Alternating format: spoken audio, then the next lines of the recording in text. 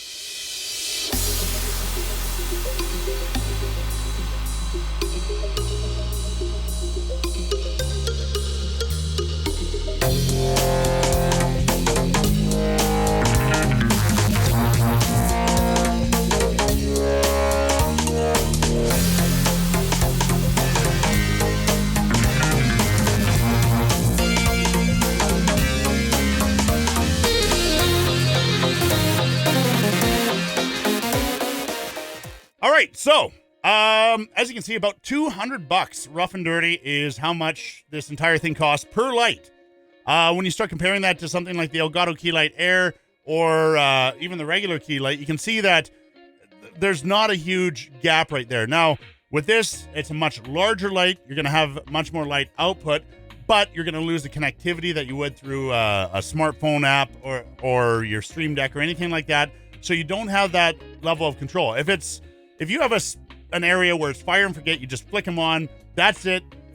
Great. Another thing is the storage. They're bulky. They are one foot wide by 4 feet tall. If you're used to everything folding up like an umbrella, with the umbrella lights, everything folds up and you have it in a nice little neat case. This is going to take up more room. So would I recommend doing this? If you have some of the parts already, go for it. It's a great solution if you already have some of the parts. If you don't, if you want to tinker with something and you want to get your light set up, hung wherever you want, mounted on tripods, whatever, you could do it this way. But it's hard to justify the cost of doing this when you have so many other good options out there.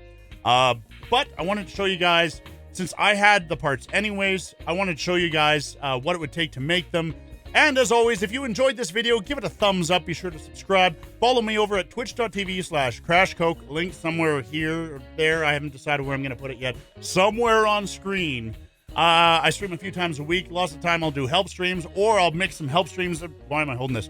Some help streams mixed in with some gaming. We're going to be doing a lot more. Like I said, I built these lights so I can have a studio space in the garage.